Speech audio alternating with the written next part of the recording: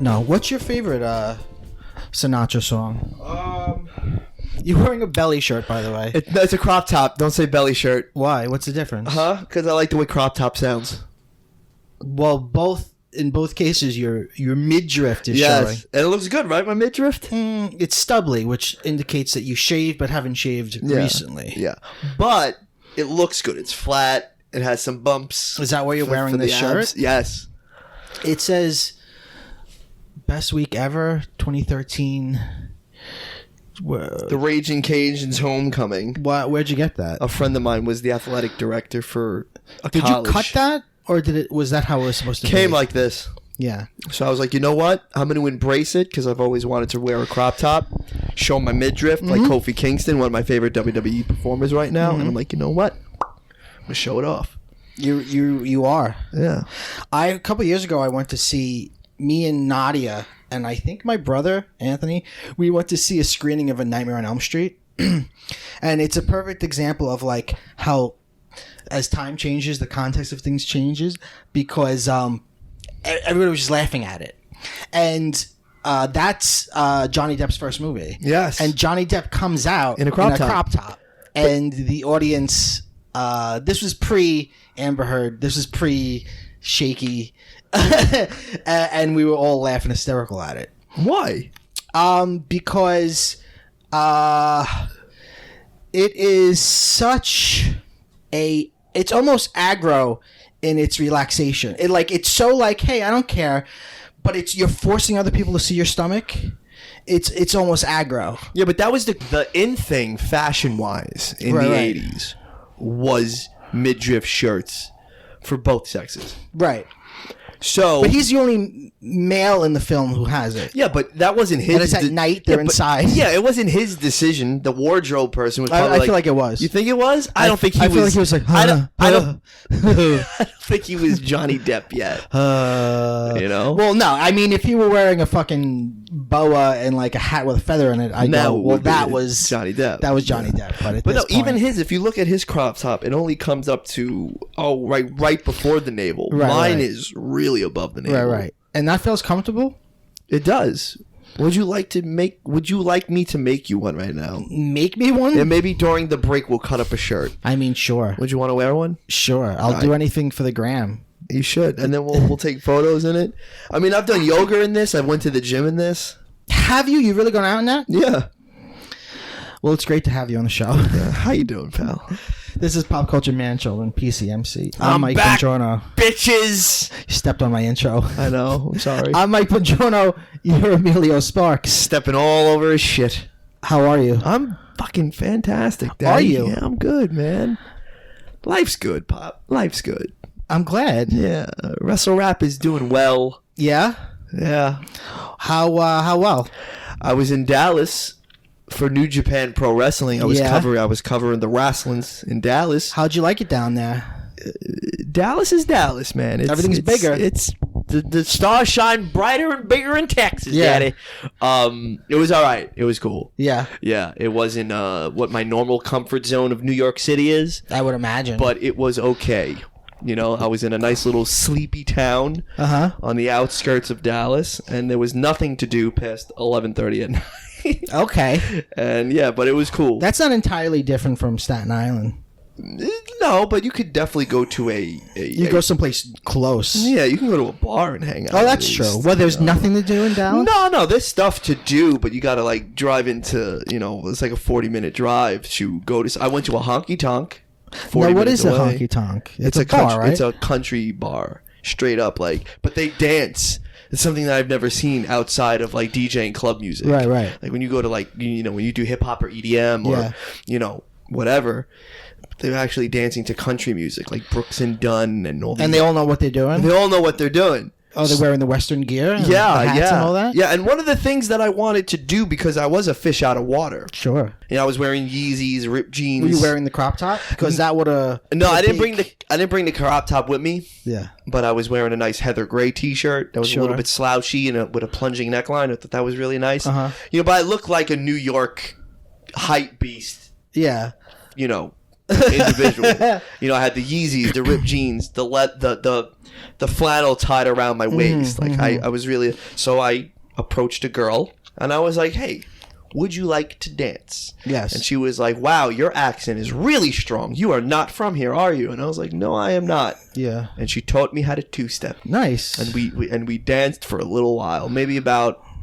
maybe 40, maybe 50 minutes. Wow. Yeah, we hung out. Nice. Yeah, we hung out. We talked a little bit. It was very nice. I'm glad you were experiencing things. You have to. You're going out there and fucking grabbing life by the horns. Hey, listen, Michael, the awakening is fucking messy, but you gotta do it. Absolutely, my friend. You gotta Absolutely. do it. So that's why, man, Crop Top Emilio Sparks is here. Welcome to episode 90 of Pop Culture Man Show. Wow. 9-0. Wow. Only 10 away from the big 100 celebration. I feel like I should definitely be on the 100th episode? I think so. Yeah. I was on the first 50. You were. I'm trying to think of what I want to do for the 100th. It's a big deal. What kind of stops the plout I did a call-in show for the 100th episode. of a wrestle rock? Yeah, we did. Yeah, we did that maybe about Who called in? 2 months ago. I sent out a tweet, and I called my fans the Wrestle Rap Elite. Sure, of course. And I was like, all right, Elite, I'm going to turn the show over to you, and it becomes about you. Oh, I see. Oh, that's so fun. I was like, give me your phone numbers, and I will call you. Oh, I see. And I don't know, I got like 400 emails. So Nice. I had to figure out like How are you going to do this? So I just randomly started picking, just numbers. Absolutely. And I had really great phone calls. Oh, really? Mm-hmm. Yeah. That's what a I lot did. of fun. You know who called? You know who I called? Who? Rito. Did you? Pop culture man, children maniac. He loves both our shows. Rito's a good fan. He loves them all. He's a good guy. I was just thinking, if I did that here, it would probably just be Rito. It would probably be Rito, maybe your brother, Yeah. maybe Nadia. Yeah, but those are all people that now have been on the show. Part of the show. Yeah. Yeah. It's got to be people outside the little spectrum. We'll figure it out. I don't know. I don't. Why don't we do one of our world Big in famous? Sweden. No, we're not. I'm just saying that. Why don't we do one of our world famous remote broadcasts? Those are fun. We're always on the When go. it's not hot as a sack of nuts outside. We'll do one of our world famous remotes. Yeah, well, the big season's coming up. I know. The big season for us here at PCMC, Halloween. Da-da-da. Our salute. Da-da-da. It's Halloween. Well, if you've never heard the show before, because as Stanley would say, true believers, every comic is somebody's first comic. So if you're coming to PCMC for the first time, PCMC means Pop Culture Man Children. I'm Mike Bongiorno. I'm here all the time, but I've got a rogues gallery of buffoons that come out and in all the time. I'm here with Emilio Sparks. I am one of those buffoons. Yes. And this is a show where people in their 30s talk about TV, movies, pop culture, video games, sometimes music. Emilio's into music. I'm less into music, so you'll hear it less from me. Because we're in our 30s, there's a lot of 80s trivia and bullshit. Last week, you heard me and Janine Gagliardi talking about our crushes, and we got pretty deep on... She was talking about how she loved Casper when he wasn't a ghost. Yeah, which was... You agree with that, right? Of course. Yeah, he was hot. Of course. So welcome to Pop Culture Man Children. I don't know how you're hearing this, but I want you to know that you can hear it almost any way that podcasts are available. And if you like what you hear, I want you to share it with your closest friends and even some of your enemies. And go ahead and post it on your social media. Don't forget hashtag PCMCpod. Ooh, I like that. You There's like a that? hashtag. Pod. Not hashtag PCMC. That's like a paper company in Minnesota. Yeah. Can't have that. Can't have that. I don't want to be confused with them. They've got too strong a brand. I can't fight with the paper company. No, it's the paper companies. So Emilio, Yeah, but you look good. You've got some color. I've seen the sun a little bit. You have. Your beard looks strong. Does it feel strong? Yes, it could probably lift weights. This is wow. This is the longest my beard's ever been. That's actually I just trimmed it a little bit, but this is the This is it. This is Keep it going. The apex. I'm going to keep going. I trimmed it because it was, things were getting, it was getting wild. I had to make it a nice shape. Yeah, but that was fine, though. What you should have did was keep it, because you're looking very David Letterman right now. And what you should... Thank you. Because it's gray. It's very gray. I like it. It's distinguishable. I love it. You look very like you have wisdom. Yeah. Like your whiskers tell a story. Yeah. But I wish that you told me, hey, listen, I'm going to cut this. I'm going to trim it a little bit. I would have been like, hey, let me schedule an appointment for my barber and let him do you up nice. Okay, next time. Because now we can shape it. The next run. Because now we can shape it. Yeah. And you can train it to the way you want it to grow. Train it, you say? Because you have to just, shape it. And the way he cuts it with the, with the straight edge razor and the way you shape your beard. Okay. Yeah, you're using the oil, I see. I am using the oil. I'm taking good care of it. I'm combing it. It looks good. I like it. I think I am so pro beard with you. It feels good. Great. And I would leave it gray. I would not. Oh yeah. How don't you dare do a touch of gray for men? No. You keep it all like that. You know why, Emilio? I earned every goddamn whisker. You understand? Every one of these gray hairs is a day of pain in my existence. So, did you hear this fucking shit? Let's hear about the news. Talk about the news. Disney won't let this little boy, 4-year-old boy, passed away from an illness. This is a comedy show, by the way. This is what I'm coming out of the gate with. So this 4-year-old boy, this little boy dies in the UK. Ollie Jones of Maidstone, UK, 4 years old. Ollie passed away from leukodystrophy at 4 years old. Someone dressed as Spider-Man led the procession at his funeral, and the superhero appeared on his casket. Ollie's father, Lloyd, also sought permission to use the popular comic book character's likeness on his son's headstone. The headstone people said, well, you got to ask Disney. What do you think Disney said? No. They said, no, sir. Sorry you had to bury your 4-year-old baby. I know he was a big Spider-Man fan, but this is literally, this is what they said to him. Quote, we extend our sincere condolences. If we played a small part in Ollie's happiness, we are honored. Generations of fans have responded to our characters with the same wonder and delight that Ollie did. In fact, many believe the characters to be real. We have striven... Shouldn't it be strived? Yeah. We have striven to preserve the same innocence and magic around our characters that brought Ollie such joy. For that reason, we follow a policy that began with Walt Disney himself that does not permit the use of characters on headstones, cemetery, or other memorial markers or funeral urns. What do you think about that shit? That's fucked up. It sounds to me, from what they're saying here, is that they're afraid a kid will think that Spider-Man died.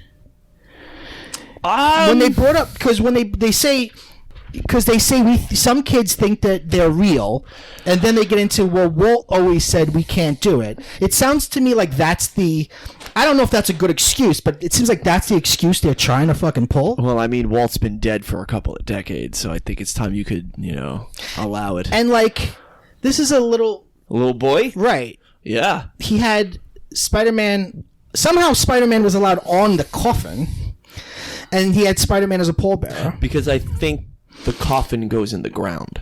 Yeah, it's true. No one will see it. Yeah. But a little kid driving by could be like, oh my god, is that Spider-Man's funeral? Maybe.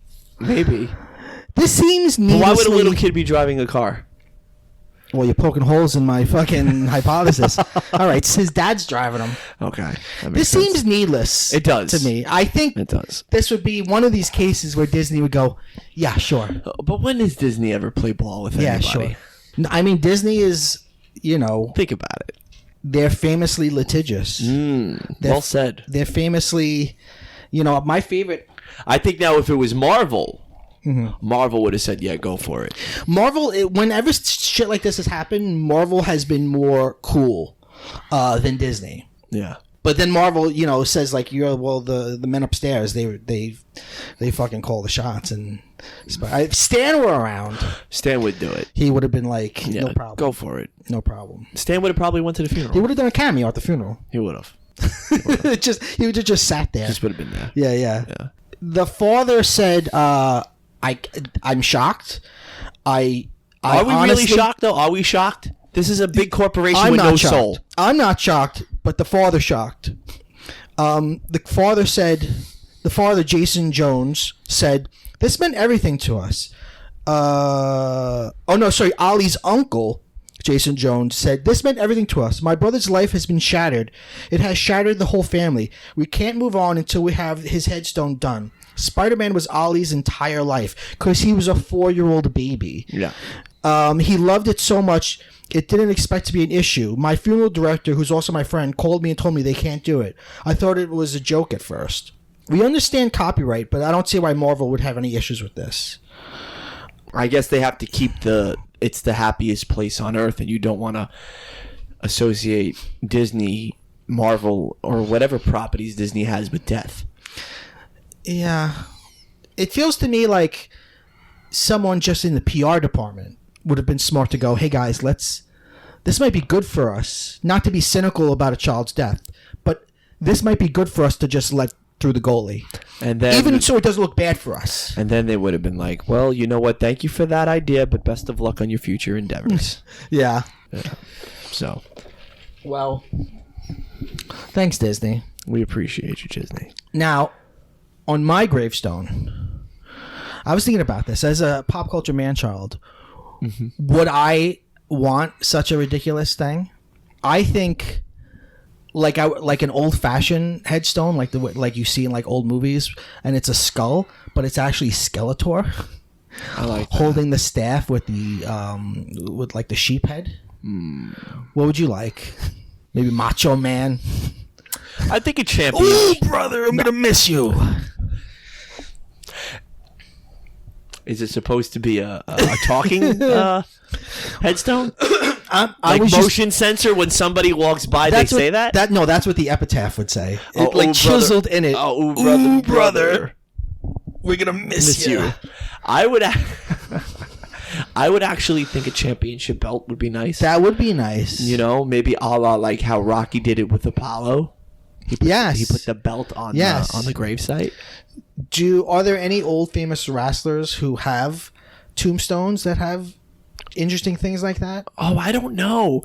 I know like the Ramones have some interesting ones. Like I know Joey Ramone's tombstone's pretty interesting. You know, Elvis is buried in Graceland. Yeah. You know, and that's just a whole amusement park for his life. Yeah.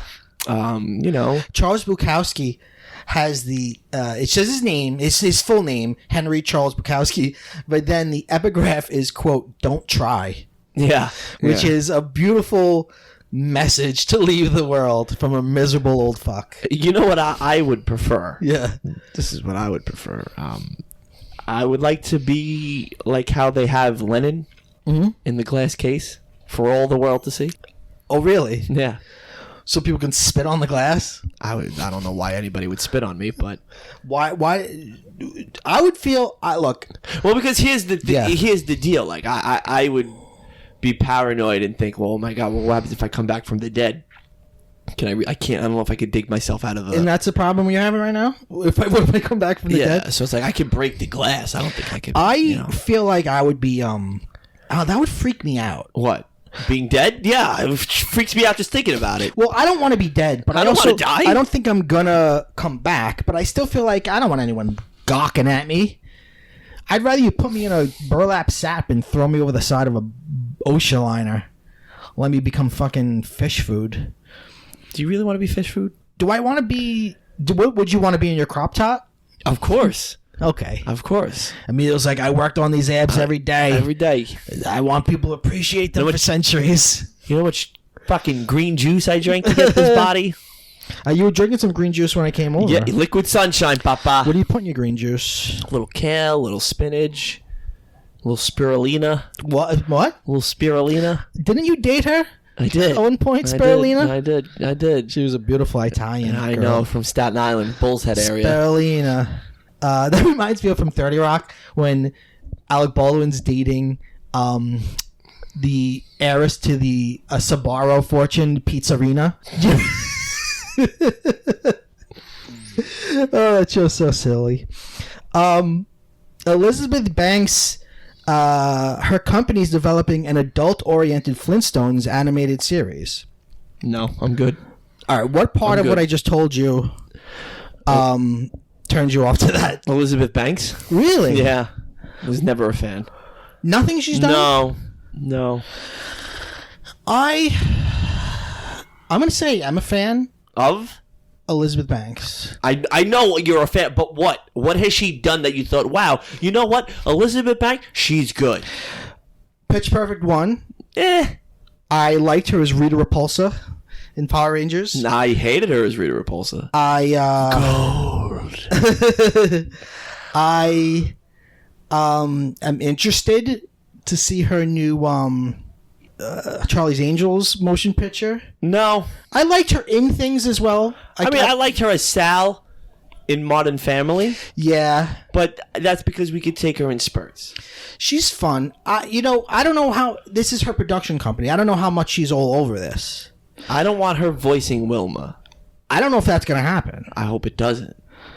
But then who voices Fred? Well, that's a great question. Well, the last we heard of this supposed reboot, remember, it was Family Guy's Seth MacFarlane.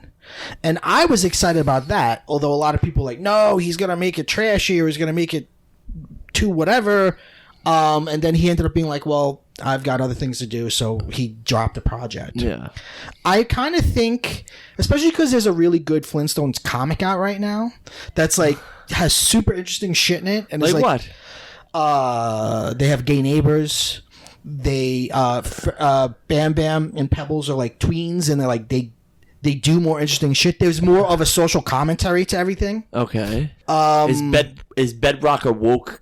Yes, it's very woke. Okay. But it's also funny. There's a whole storyline of a fucking elephant who's a vacuum cleaner in the closet and his fucking miserable life in the closet. Oh my god. Do you have this? Yes, yeah, I have the first volume. I can let you borrow it. Oh, please, I need this. It's funny. I was talking to Nick from SJU Universe, and he was saying, like, never have I heard of a comic that everyone was like, no thanks, and then it ended up being a great fucking comic.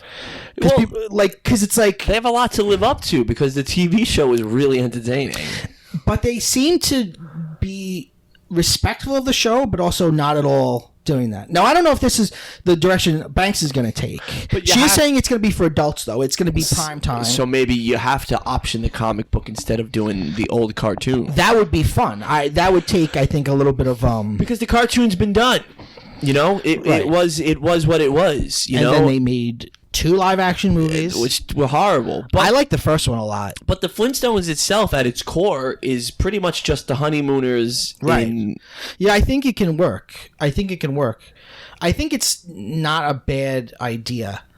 Who would voice? Yeah, I mean... Well, that would always freak me out because I'm so used to that... Bonnie!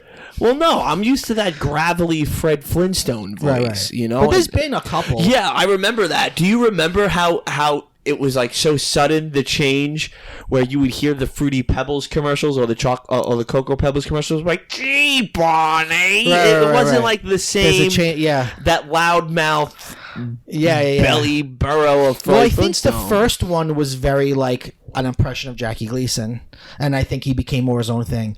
Kind of like Homer Simpson in the first season of Simpsons is a Walter Matthau impression, and then it became more the Homer that we know now. Yeah, but his voice was always the same. No, go back and listen to season 1 of Simpsons. He's doing Walter Matthau. Yeah. It's very different. I don't know who could voice these people. I'm for it. Look, who... it was Alan Reed. The original? Yeah. Alan Reed was from... And I think Bonnie was Mel Blanc. 60 to 77. Yeah, and he was. Bonnie was Mel Blanc. Yeah. Yeah. They've all changed probably 9 times. I mean, more than that. I'll tell you right now. Dawes Butler did the pilot in 59. Fred Welker ever get involved? Hold on. Then it went to Alan Reed from 60 to 77. That sounds familiar, that name. And then it went to Henry Cardin from 66 to 77 and to 2015. And then... so he recently got a new one. Yeah. And then Lenny Weintrop and then Scott Manville did Flintstones Kids. Jeff Bergman has been doing it since 2000 to present. And yeah, that's it. Interesting. That's more than I think I would have thought. Well, now, see, but I feel like they won't use any of those hardworking gentlemen. You don't think so? I feel like they would want some kind of a voice? name. I want some. So I kind don't of want a a name. I don't want a name. I want a voice that is distinguishable to the character. Like, I don't want Detective Pikachu played by Ryan Reynolds, because all I'm going to think about is Ryan Reynolds. Right. I want a voice that's distinguishable for this character. Right. Like my boy. What about John Goodman? No. He'd be good. No, he wouldn't. No, he wouldn't. I'm good. What about Baratheon from Game of Thrones, the king? He played him in Viva Rock Vegas. Yeah. No, I'm good. That guy was English. I know. Like my boy has a role on a Adult Swim TV show, and the voice fits. Like it's a great pairing of the character and his voice. So it's difficult to. I'm telling you, one of them is gonna maybe be Wilma, maybe be Betty. One of them is going to be some recognizable name. Yeah, Elizabeth Banks.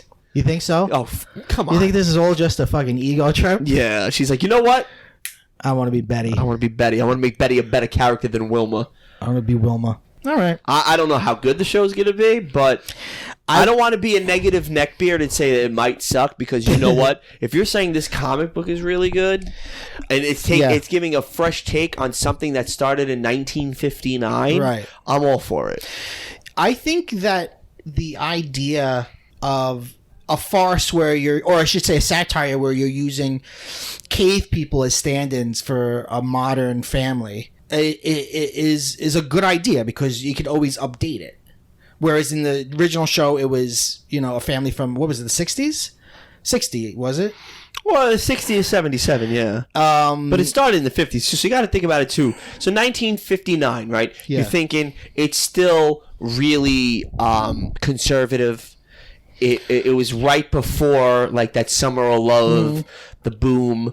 Right before Kennedy's presidency. So it was real. Right. The country was rigid. It was very, very rigid. So television was very rigid. Right. There was a lot of the building of the middle class after World War II. So you saw that in Barney and Fred Go Bowling, and they're part of the clubs. You see a lot of that kind of community in it. Mm-hmm. Whereas in the new comic book, you see much more of contemporary community. Yeah. I think Pebbles is very kind of a woke rebel rouser. Yeah. In her school. So if they said, you know what, we're going to adapt the comic, I think that would be awesome. And because a lot of people don't read comics, I think a lot of people would be sort of blown away by it. Who puts that out, that comic? I believe that is DC. Are they drawn the way No, they're not. It's completely different. Same outfits, but completely different. More of a realistic look. Even though it's a comedy, it's still ridiculous. But it's not the same designs. It's very interesting. So I don't know if you heard this over the wire, but there's a new Teenage Mutant Ninja Turtle. I saw on Pop Culture Man Children's Instagram. Yes. That there is a new Teenage Mutant Ninja Turtle. Yes, absolutely. And so this is from IGN, Yoshi Yale. DW Publishing, who publishes the current Ninja Turtles, which, by the way, I want to read because everyone I know who reads it says it's amazing. They have revealed a new member of the Teenage Mutant Ninja Turtles. Her name is Jennica. Jenny for short. Jennica has an interesting story where, let's see. Wait, before we get into that, she's first seen in Teenage Mutant Ninja Turtles number 95. She has a yellow mask, a wielding sword, a bow, and a claw weapon. So kind of like a Wolverine type weapon. Yeah. She's very cool looking. She's wearing pants. Yes, and she has more. She's more dressed than the others. Jen Luttrell from the Harry Potter episode said she reminded her a little bit of Rey from Star Wars. Teenage Mutant Ninja Turtles 95 by writers Tom Waltz and Kevin Eastman, one of the original creators. Artist Dave Watcher, colorist Rhonda Pattison, with story by Bob Chernow. The origin of Jennica, the new yellow-masked Teenage Mutant Ninja Turtle. A human woman named Jennica, or Jenny for short, has been making waves in the series of late, as she is both the love interest of Casey Jones and a member of the Foot Clan. Though the Foot Clan is typically a villainous group, it was actually taken over by Splinter in this comic series. And he's been hard at work trying to reform them into something more honorable. Jenny has long been loyal to the ideas of the Foot Clan, but often found herself conflicted with what was right and wrong. That was put to the test when former Foot Clan leader Karai confronted Jenny and asked her for help in retaking control from Splinter. When Jenny refused, Karai stabbed her. The Ninja Turtles tried to rescue Jenny by bringing her to a lab where they planned to save her with healing properties of the ooze, the ooze that made them. But the plan was interrupted when they were attacked and the ooze canister was destroyed by Earth Protection Force bad guys and Metalhead. I don't know who these people are. Desperate and running out of time to save Jenny, Donatello decided to use Leonardo to perform an emergency blood transfusion into Jenny. It's good to see that the turtle's DNA and the human DNA match up, so that way, you know, they're both the same blood type. No, that's not what happened. No hemoglobin? She becomes a turtle. Stop it. That's what does it. So our new turtle was a human Foot Clan member and now is a turtle. A full turtle. Full turtle. She has one extra toe. The regular turtles have 2 toes, and she has 3. Okay. But she looks like a turtle. Yeah, here's the panel where she starts to change. You could take a look at that. That's from IGN. And that's Jenica. Now, I tried to look up, is Jenica the name of an old artist I never heard of? It's not. I guess if it was, that would have been a real tip-off to the audience. So Jenica looks very cool. I think I might want to get this issue and maybe even start reading it. I think you should. At some point, there's going to be a Jenica figure, and I need the first one. Whatever the first one is, I need it. Yeah, I absolutely need it. Do you have turtle figures now? Yes, I do. I have the first wave from Rise of the Teenage Mutant Ninja Turtles, the show that's on Nickelodeon now, and I have the Ghostbuster Ninja Turtles, where the Ninja Turtles are all dressed like Ghostbusters. Okay. You have vehicles? No. Not as of current. You're slacking, dude. Yeah, I don't have as much TMNT stuff as... I thought you would. I thought I would too. You gonna get the retro stuff?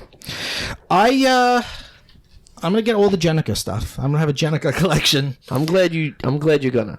So Jenica, she's very cool looking. Sure. Look at her.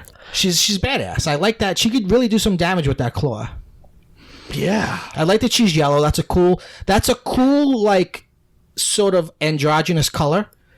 Like she's not pink. You know what I mean? Yeah. I like that they didn't choose pink. No, yeah.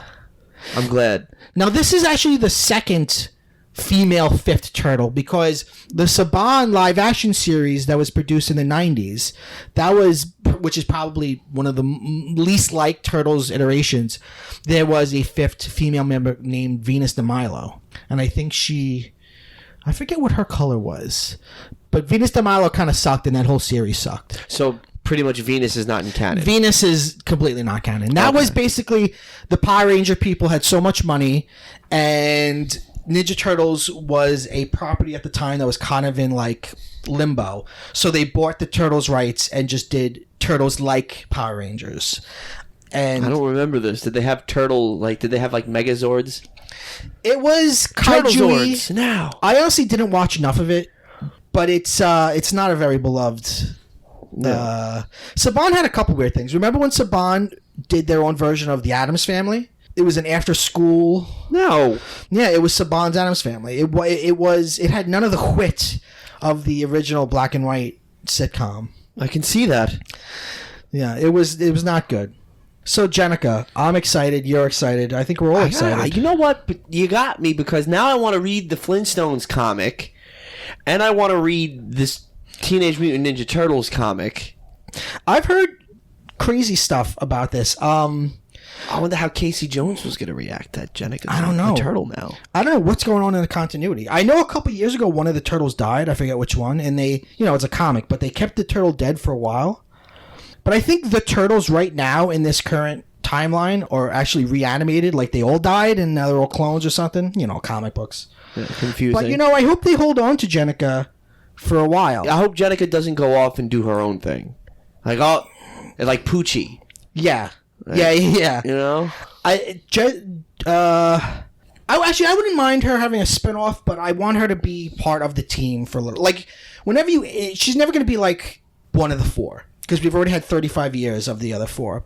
But I want her to not just be a publicity stunt for a little while. It would be cool if she was like there, doing stuff. Just hanging out in the background. Like, Yeah.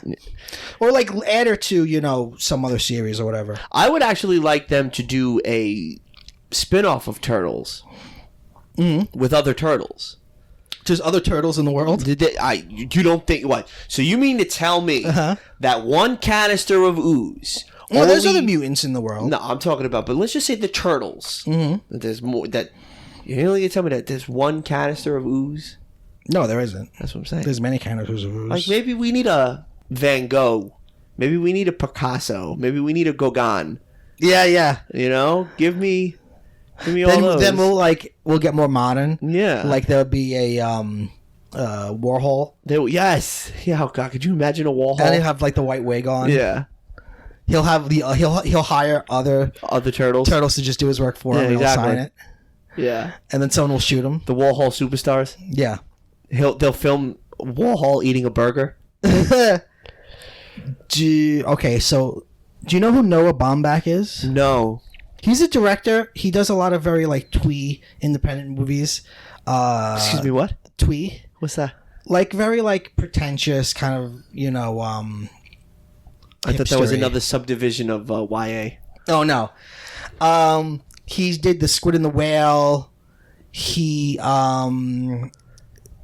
done a lot of like his movies are very like quiet and usually Did you about, watch The Squid and the Whale? Yes, Of course you did. Usually about like New York intellectuals. Was it about a squid and a whale? No, it was not. It was about a intellectual, wealthy family going through white people problems. And Greta Gerwig, who I don't know if he's still with, but he was with her for a while, and she starred in some of his movies, and he produced a couple of her movies.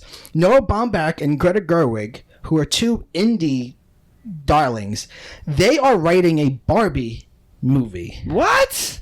Yeah. And Gerwig might actually direct it. So the guy that directed and wrote The Squid and the Whale is going to do Barbie. Right. A toy, a classic toy from the 50s, Ruth Handler. It's a weird choice. It would be like, hey, we're going to get Wes Anderson to direct the new G.I. Joe movie. Actually, that might work. That might work. Or new He-Man movie. You know Again, what I mean? it might work. I think Wes Anderson would have to do something like Pound Puppies. Yeah. So, Noah Baumbach. That's so strange, though.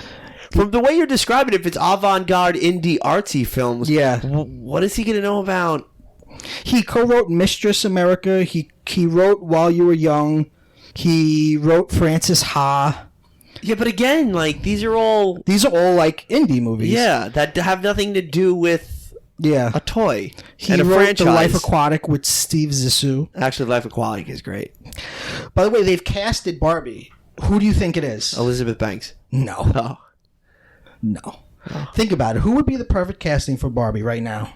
Oh my God, I don't know. When I read it, I was like, yeah. Mm-hmm. Yep. Ariana Grande. No.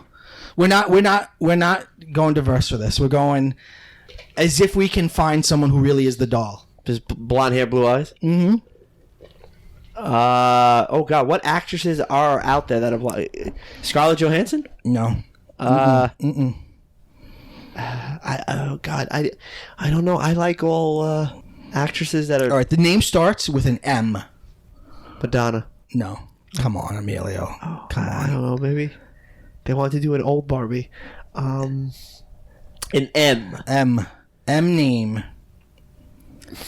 She has a new film coming out this month. What film? Like, That will give it away? I think so. Begins with an M. Blonde hair. She has played Blue eyes. animated or comic characters before. Animated and comic characters before. Yes. People at home, if you're playing along, hashtag PCMC pod. Let me know if you got it already. Oh God, why am I'm drawing a brain fart. When I tell you, you're gonna be like, yeah, of course. Give me the second letter in the name. So Second letter in the first name? Yeah. A. M-A. Yes. M-A. I don't know. Oh my god, this is so much pressure to figure out who we cast as Barbie. This is why I can never be a casting director, because I would fail miserably. Yeah, you'd be done. I'd be done. They'd be like, who do you want to play Barbie? I don't know. Elizabeth Banks, Pamela Anderson, somebody old. I don't know. Somebody old. Yeah. Yeah, I mean, I don't mean to age shame these people, but you're Madonna. Give me somebody with blonde hair, blue eyes. Now in 1987, Madonna as Barbie, that would have been the move. Like, great. It would have been the move. I don't know. What's the first letter of the last name? H. No, sorry, R. M-A-R. Oh, I don't know. It's Margot Robbie. Oh my god, that's perfect. Margot Robbie is Barbie. See, but again, I don't consider. See, I didn't consider just blonde But hair, it's blue eyes. perfect. It is perfect. But it's perfect. You want to talk about spot on? Right. She's the most gorgeous woman to ever live. But having these writers write this movie, I mean, what is this going to be? Maybe it's a social commentary on delusions I don't think of Mattel's beauty. going to want to. I don't think Mattel's on board for that. You don't think they're gonna get edgy and woke? No. And we're gonna get progressive Barbie dolls? I can see it being progressive and like she like is in school to become a doctor or whatever. I don't think she's just going to be a model. Oh, okay. I think she's going to... Is she gonna be rocket science Barbie? No, Barbie's had, as we know, Barbie's had many, many occupations over the years, and I think they are going to have to pick one or two. A Dr. Barbie? Well, I'm thinking like if I were to write the script right now, Yeah. I would make it that she's in school, she's pre-med, and she is a model. Oh, okay. She's Pre-med model. Okay. Yeah, she's paying through school through her international modeling career. Oh, okay. But she's becoming a doctor. Oh, wow. And then we've got Ken, and then her kid sister. Skipper. Was that her kid sister? No, I think it was Skipper. there was a skipper. Or Bryn, I don't know. Barbie, Skipper, Bryn, I don't. There was definitely a skipper. There was a Skipper. Yeah, there was a I know skipper. I'm not crazy. But I don't remember if that was the sister. Barbie's sister. It was Skipper, right? Yep. I'm sorry I doubted you. I know my Wait, Barbie. wait. After 2010, she was replaced by Kelly. I think that's what I was thinking. The about. younger sister. Yeah, Okay. Kelly. How about we actually have like a real deal? Like, hey, this is Barbie. She's going through some shit. Mm-hmm. All right. Well, if Greta Gerwig is writing... By the way, I think it would be inspired if Greta Gerwig played. Because Greta Gerwig is very tall. She's very buxom. She's very beautiful. She's not a Barbie doll like Margot Robbie. But I think it would be great if she played Barbie. I think her writing, and maybe they're saying she might direct it, that would be perfect. Well, I think it definitely should be directed by a woman. I would hope so. It should definitely be directed by a woman. And there should be women involved in top to bottom in production. But I don't want it to be everything that is the stereotype that goes with barbecue. Like, give me some depth. The action figure itself, or the doll, whatever. Yeah. It doesn't have depth. Right. It doesn't. Well, no, it has to have depth. I don't think you hire Noah Baumbach unless you want it to be something. Give me like Barista Barbie. That she lives in a 2-bedroom apartment with 3 friends. She's struggling. It's her, Kelly, Skipper. Yeah. Skipper. Yeah. They're like Deadbeat. trying to make rent. And Ken's a deadbeat that she met off Bumble. Yeah. And like, he's trying to get his shit together too. And he's ghosting her. Who should play Ken? Not texting her back. Ken should be Captain America, right? Is he too old at this point? Chris Evans? No, because He's Ken. He's Ken, but I also think what's his face is incredibly handsome. Thor. He's incredibly handsome. Yeah, but I don't see him. He's not Ken to me. You don't think he has a Ken face? No. If I were to pick an actor now who could be Ken, it would absolutely be Chris Evans. Of all the Chris's, Is it because of the bone structure? Yeah, he looks like. If you saw Chris Evans next to Margot Robbie, you'd be like, this is Barbie and Ken. But even Chris Pattinson, the one that's now. Which one is that? The one that was in Twilight. Robert Pattinson. Yeah, I thought he's he was the new Chris. Batman. But he can't play Ken? Well, if you want to, you want That's to go a handsome. If you want to go crazy with Ken, That's a handsome Ken. then what if there's an African American Ken? Idris Elba. He's way too old for that. What? He's like 20 years older than Margot Robbie. He's handsome. He is, but no. Michael Idris B. Elba Jordan. could be her. Michael B. Jordan. No, he'd be good. He's a handsome Ken. He'd be good. And the people who it would give something for the people that are mad over the new Little Mermaid to get mad over. Oh, they can go fuck They'd themselves. be like, "Oh, who's black now? What Ken? I like to see the neckbeards pretend like they give a shut about Ken dolls. Yeah, right? Oh, you ruined my childhood. I used to love Ken. Like, no, you didn't. No, you didn't. You fat idiot. Shut up. So You didn't look at Ken and go, boy, I have washboard abs and stiff plastic hair. right. Fuck off. If you ever you ripped Ken's head off and threw it and made your little sister cry. Exactly. By the way, all Barbies eventually end up naked. Right? Yes. They're just naked. Naked and destroyed, and Just their eyes bottom are of a drawer. and they're either like drew on, like crayoned, or Yeah. just magic markered. They don't end well. No. That should be the movie. She's naked in a ditch at the end. Yeah. Like, how did I get here? How did I get here? It's so funny that you say that, and then Yeah. Or, Yeah. oh my God, this is the movie. Here you go. Mattel, we are available. This If is you how we want write somebody it. to do another pass on the Bomback script. This is how we Amelia write it. took a big gulp of green juice for this. I needed it. What it could be is like being John Malkovich, where I love it. the figure, we're seeing what the figure is doing, Yeah. with like from the store to the child's house, and inside the figure's head is this magical world starring Margot Robbie. But then But we it's like never being never see Barbie. We only see first person through her eyes. Sometimes, but then Because that would be itself kind of daring to not show Barbie. yeah. And then at the end, you see she's face down in the toy box, Wow. naked with crayon all over her. Half her hair's ripped I out. don't think. I don't think Mattel is going to be on board for that. But how good would that be? they want a franchise here. That would be good.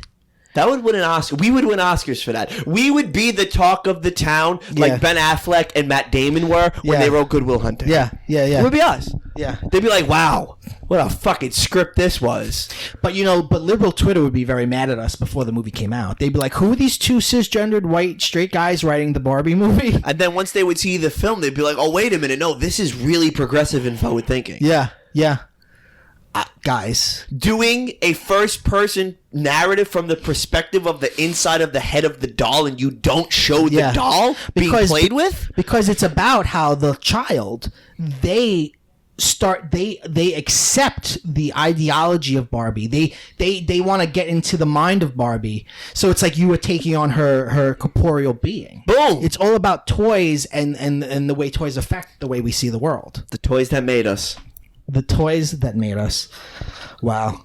Amelia, let's go over the trailer corner. Let's do because it. Let's mosey. We're so hot right now, I want to keep this going. We watched 3 trailers as always. Yeah, we do. The first trailer I want to talk about is Ready or Not.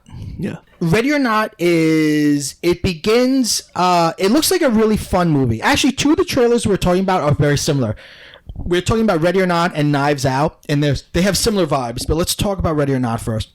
So Ready or Not is... it is the wedding of this young couple, and the bride, she's marrying into a family they're like the Milton Bradley family. That's not their name, but they're a family known for making board games and games. Okay. And they're like, as part of becoming part of a family, since it's your wedding night, we have to play hide and seek, which is kind of like a riff on the old folk tale of the wife hides and then she dies and they find her, the corpse bride sort of tale. Okay. But that's not what happens. What happens is after she hides, we see all the rich relatives take out these like weapons like crossbows and knives and swords Wowzers. and guns. A lot going on there. And they are trying to hunt and kill her because, at least from the trailer, it seems like it's a sacrificial thing. Yeah, of course. So it looks violent, but it looks like a horror comedy because it definitely looks like it goes there with the horror, but it's got a funny vibe to it. There's no in between anymore when it comes to movies.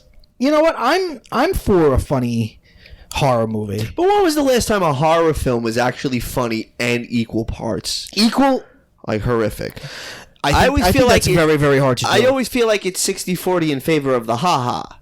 Like some murderous Right. shit can happen. Right. But you're really laughing at the fact that, Maybe this is a really old reference, but Scream, I think, was really equal parts horror movie and comedy. I don't feel like one trumped the other. So I always thought Scream was scary.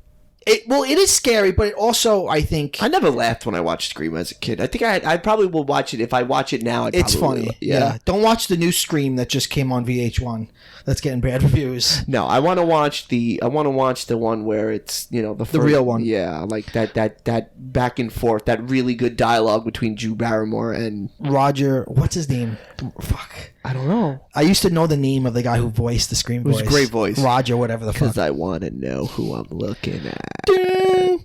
So, Ready or Not is directed by Matt Bettolini-Olphin and Tyler Gillette. Yeah. Two dudes. It looks fun. The look of it has a very Clue kind of look. Yeah. Their home is very it's darkly lit, but it's got a real like chestnut brown to it, and everyone's dressed to the nines. You get the idea of like this is an old family with old money. Yeah, and ensemble cast. Yeah, it definitely has an ensemble cast. There is a brother who or cousin or whatever who they give like a crossbow to, and we see him like a scene where he's watching. He's like, well, how old is this? What is this? And we see him watching a YouTube video on how to use your crossbow. And while he's doing that, somebody falls out the window and somebody shoots the maid violently. And like, oh, you shot the maid. Watch what you're doing. So it looks like there's going to be fun bickering with the weird family. Yeah.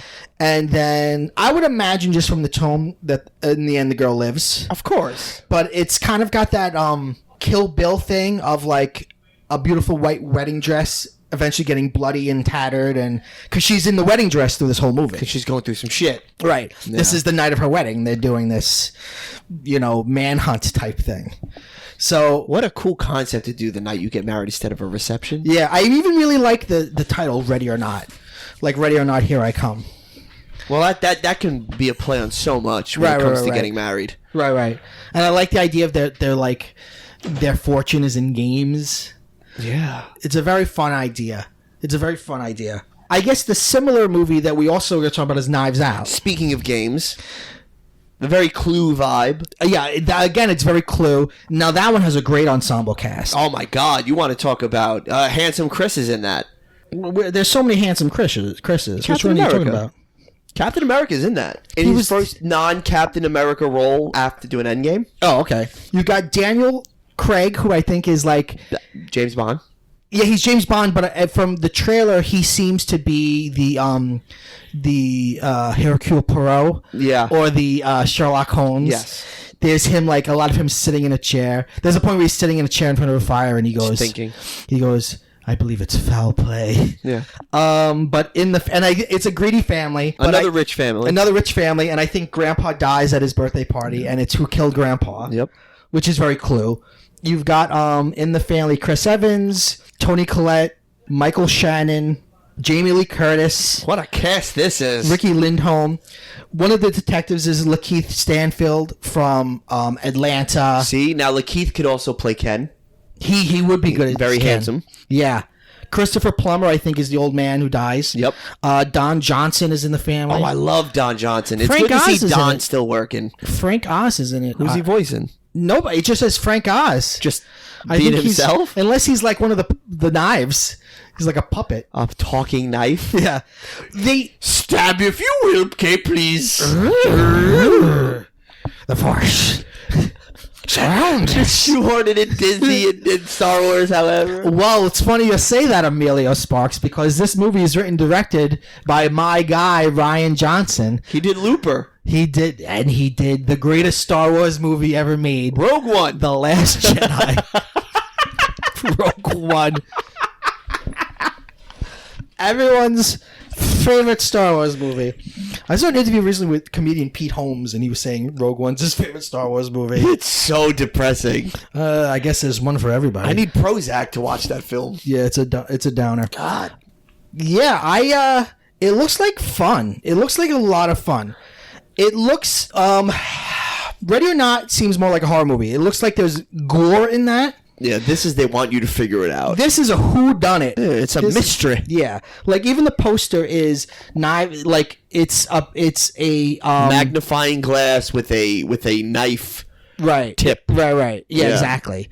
And it's got the whole cast name there. It comes out November 27th. I look forward to it because I just like ensemble casts that are done in an interesting way. Yeah, I love all these people. Toni Collette's really good. You know how I feel about Jamie Lee Curtis. She's great. I like it. It doesn't say a Ryan Johnson film. It says a Ryan Johnson Whodunnit. See? I love it. I love a Whodunnit. And so I like a good mystery picture. Hey, having just seen the trailer and knowing nothing else, who do you think done it?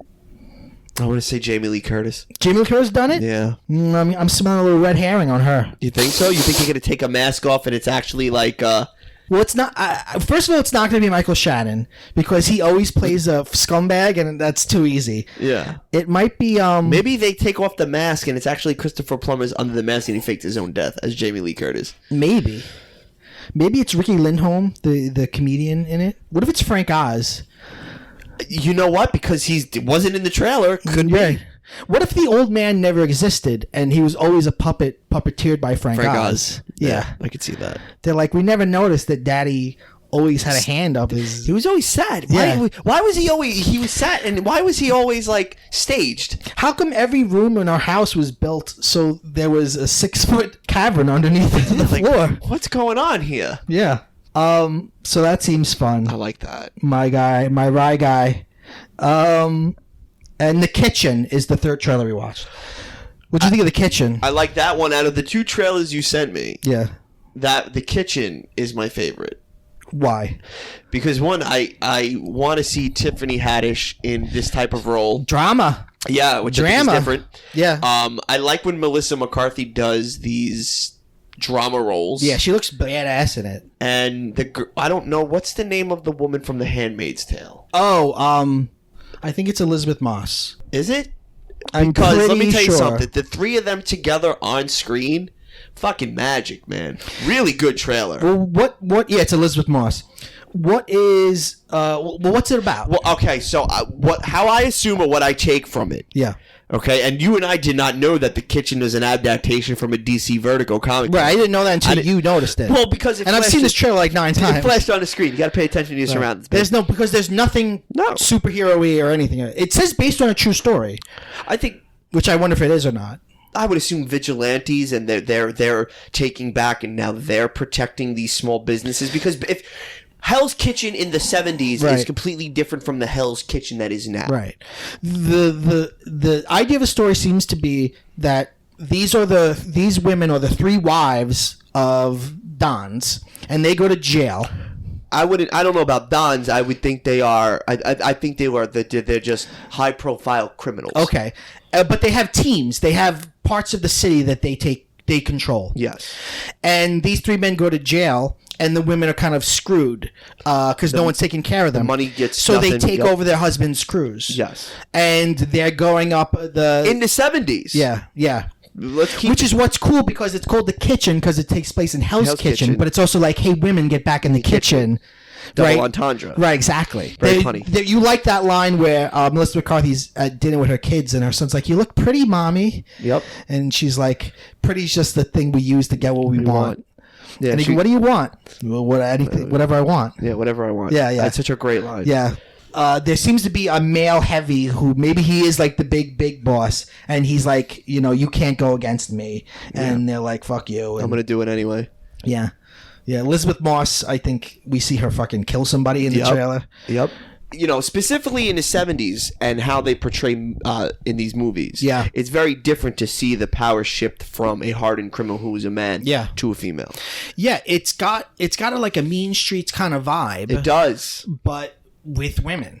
I really want to look to see if it is a true story. But it looks really good. It looks really well acted. Tiffany Haddish, she was one of the guests on this current season of David Letterman's Netflix show. Yeah. And I didn't know before that interview, like, the life she's had and the shit she's seen and the fucking shit she's gone through. So I think she's got a deep reservoir of, not darkness, but, like, she's been through some shit. And I think I'm excited to see her do a drama. So am I. I just want range. That's it. Yeah. I don't like when everything is so in boxes, square peg, square hole, round peg. Like I don't want that. How I consume my media The individuals that I like, that write my stuff, that act in my stuff. Right. I want them to jump all around in the show range. This feels like a smart move because she's been big for 3 years now, something like that. Yeah. I mean, she's been around, but it feels like this is a move comedians usually make a little bit later, and she's like jumping on it early, which I think is smart. Well, she's been dipping her toe in both worlds. But I feel like in the last 2 years, she's been in more 50% of movies, and Groupon commercials. She's sort of everywhere. No, I mean, maybe because I'm a white consumer, so I'm not seeing her as much as maybe audiences who are comprised more of people of color. But she's like a huge name now, and she's a huge deal. She's a huge deal. She has an Emmy Award too. Yeah, she's great. She's great. But I want to see her do more. I'm excited. I want range. That's what I like. I like range. I like when talented, funny, edgy comedians be like, you know what? I'm gonna flip the script and show you I can do more than crack a joke. Yeah, I think that's good. I think this is gonna be a really good movie. Yeah, and I think if you have been craving like a Scorsese-esque. This is it. Gangster movie, and Gotti didn't quite do it for you. Yeah. I think this might quench your thirst. Okay, good. Speaking of thirst. Have some green juice. All right. Liquid sunshine. Let's take a break. We'll come back with the chill sesh.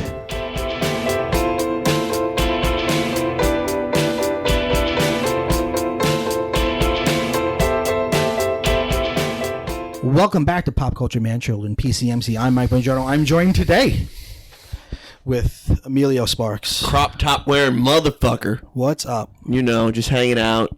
You're laying down on your bed, very relaxed. It's my house. It certainly is. The fortress of Sparktitude. Yeah, it is. Yeah. So this is the chill sesh. This is a sesh. Well, that's what I'm saying. I had to chill. You look very chill at this moment. I just wanted to chill, man. You know, it's a lazy summer day, and it's just nice. It is nice.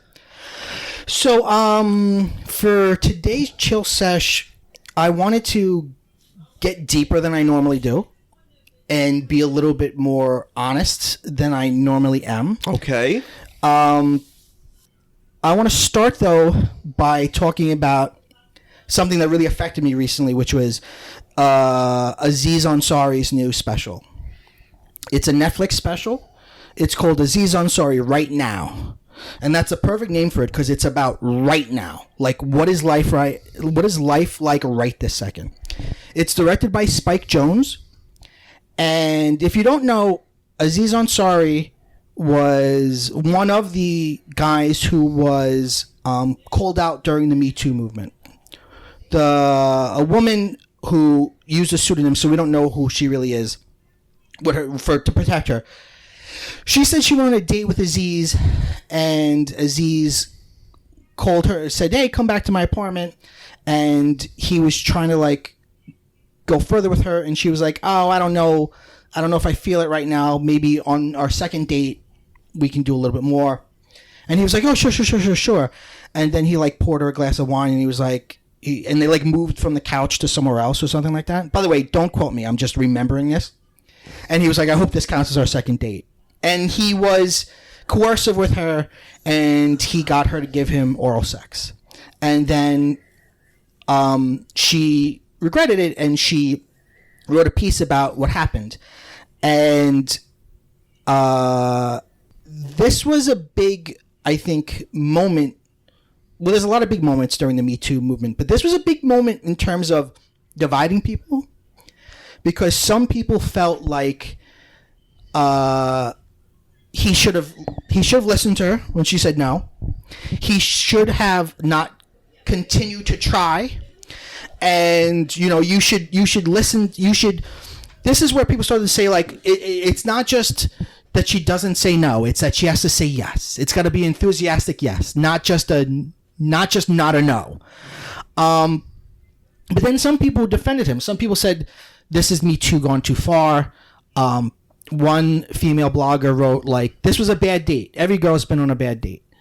So it was a sort of interesting dividing point. And he really didn't do much in terms of, he didn't do Louis C.K. and immediately start going out. I mean, he's been doing stand-up comedy, but he's kind of been laying low. this special's amazing because, well, if you've ever seen the specials before, he's very animated. He stands up straight. He's meticulously dressed.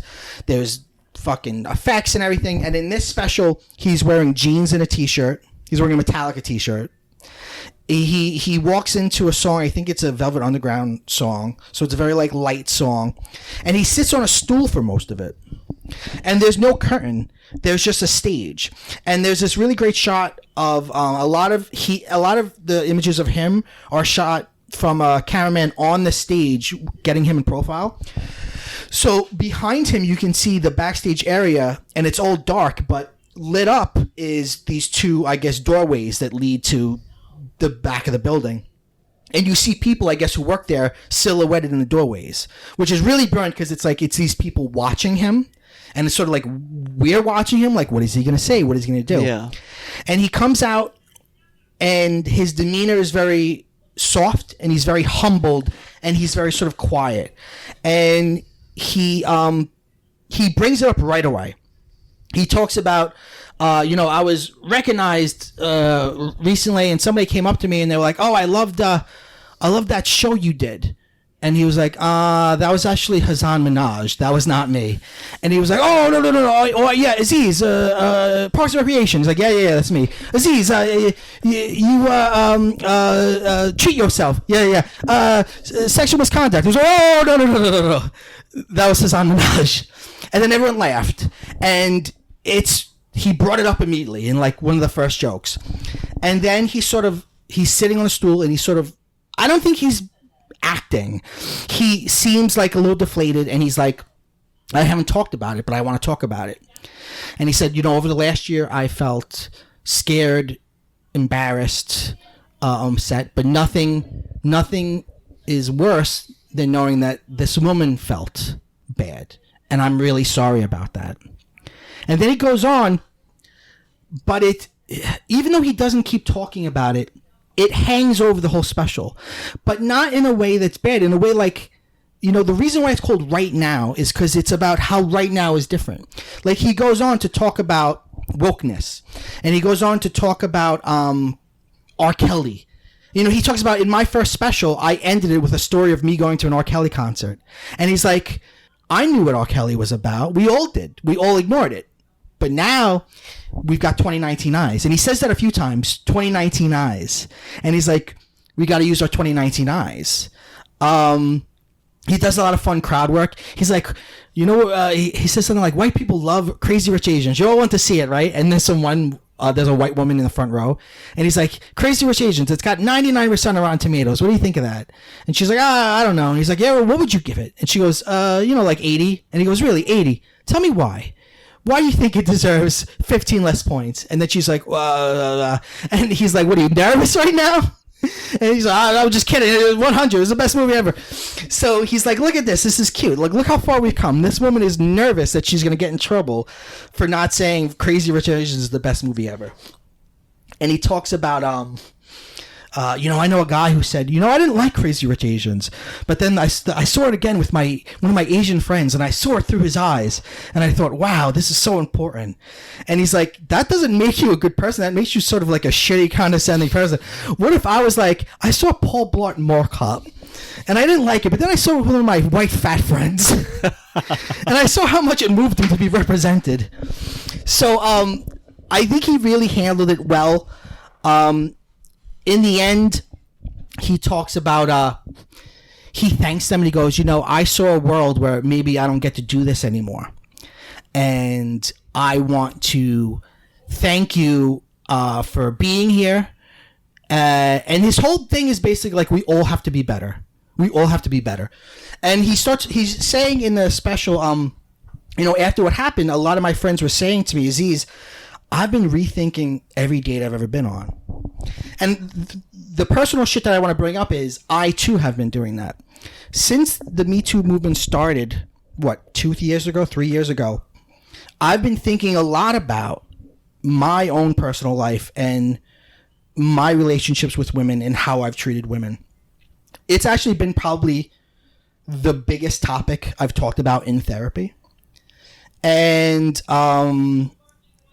I think now, looking from my 2019 eyes, as a mature adult now, I think that I have been shitty to women. I have been coercive. I've kissed women without their consent.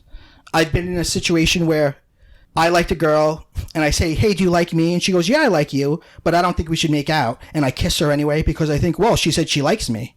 Because my dumb brain thought, well, that's consent enough. Now I would love to go back in time and go, hey, loser, no means no. Yeah. Like, it's pretty simple. It doesn't matter if she says, God, I want to fuck you right now, but I just, for no reason, I don't want to. The no is a no. I've been inappropriate to women. Example, a friend of ours, I won't say her name, her first name's Sarah. I liked her, I liked her. We even did a thing on one of your old radio shows where we brought her on like a guest, like you were like going to match make us. Yeah. But she didn't like me. But I kept trying. I wasn't physical with her, but I was a creep. I kept trying. I remember one time we were out hanging out at a bar, and she's still been friendly to me because she's a nice person, and she's gracious to be my friend. And we were hanging out in a bar, and she was with her boyfriend. And I was drunk, of course, because this was before I was sober. And she was talking to me like a normal person, like a normal friend. And I was like, you know what? You should just come home with me right now. We should just go and fucking... And she was like, so disappointed. Like not even mad, is like I'm disappointed. And she was like, my boyfriend is right there. You're being so disrespectful to me and my boyfriend. And I look back and I go... Who did I think did I think I was cool? Did I think I was Hank Moody from Californication? Like, what was I thinking that time? I would love to get in a time machine and go back and to all these different moments and go, you're being shitty. You're being selfish. And at the time, what I would have said is, hey, I've never raped anybody. I've never molested a child. I've never killed anybody. I'm Mike. I'm a sweet nerd. I'm a sweetie Petey. I just want to, I think I thought of myself as I'm the John Cusack in my own rom-com. But the thing is, if the girl's not into it, it's not a rom-com. You're just an asshole. Yeah. If you're standing outside the window with the boombox playing Peter Gabriel's In Your Eyes, and she's not into it, and she may have already said, nah, I'm not into it, and you're still doing that, even though you think you're the protagonist of your own story and that you're a good person, you can still do bad things. Yeah. And this is the stuff that I've been thinking about since the Me Too movement. And this is the stuff I've been grappling with. Because... even though I'm not a victim and I'm not the victim in any of these circumstances, I do think of myself as a good person. And I, have studied feminism, and I do, you know what I mean? I do think of myself as like a liberal, good person. And it's been hard for me to do the work of accepting that I've done bad things. Because as a liberal person... I want to cancel myself. We live in cancel culture. The culture of, oh, you did something bad, we never want to hear from you again. You're canceled. And through therapy and through growing and talking to my friends, and I've been trying to figure out, yes, accept everything you did. You can't make any excuses. If you did bad things, you did them. And if you have to take lumps for them, take your lumps. This is not about getting off scot-free. This is not about an excuse. You did it, you take responsibility. But you have to keep living. What I'm learning through therapy is like, I have to be a better person now and a better person tomorrow and keep being a good person. You have to sort of live your apology, right? And by the way, I have gone back and apologized to certain people, and some people haven't accepted my apologies. And they have every right to not. Okay, but I can't hate myself for the rest of my life. I've got to. Otherwise, it was pointless. What was the point? If I just go, well, now I'm going to sit in a hole and die because I did bad things in my past. You've got to accept the bad things you did and move on, and be a better person. And I think that's the vibe I'm getting from Aziz Ansari. And that's why when I saw the special, this was one of these pop culture man-child moments where it's like, it hit me on the right level. You know, I've done cancelable offenses, but I'm always trying to grow and evolve as a human being. You know what I'm saying? Yeah. I actually, I've been reading this book by Archbishop Desmond Tutu, who was clergy in South Africa during the apartheid, and he was anti-apartheid. And after the apartheid was over, he was in charge of this really sort of groundbreaking thing that they did in South Africa called, what was it called? The book I'm reading from him is called The Book of Forgiving. And, it was called the TRC. The Reconciliation Committee. And basically, it was sort of like, well, you know the Nuremberg trials, right? Where after World War II, they fucking took Nazis to task.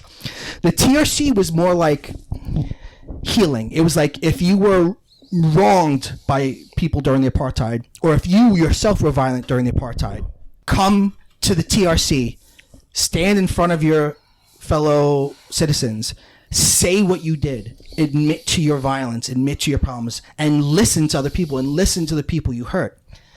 And Desmond Tutu said this is what, it wasn't about punishment, it was about forgiveness. And that's sort of what inspired him to write this whole book. And the Book of Forgiving has been, I've been really getting a lot from it. I think you'd like it too, because it's got shit in there that you'd like meditation and all that shit you're into. I've been skipping those. At the end of every chapter, in the beginning of the book, they're like, get a stone, and we have all these meditations with the stone. Yeah. And I'm like, I'm not gonna do it. But you gotta be present in the work, though. I know. Awakenings are fucking messy, dude. I know. I should do the stone thing. But I'm not saying do the stone thing, but yeah, I think you need to really be present and aware with what you did and who you are now. Well, that's sort of, the book basically is like, listen, it's a process, and it's the best process we can have. You don't let yourself off the hook. Well, first of all, it's more about forgiving other people, and then the end is about forgiving yourself. But the whole message is you have to speak the truth, or if you've done something wrong, you have to hear the truth. You can't argue. If you say you hurt me, I can't go, no, I didn't hurt you. I have to hear it. I have to hear you say it. And once I've accepted it, then I could be a better person.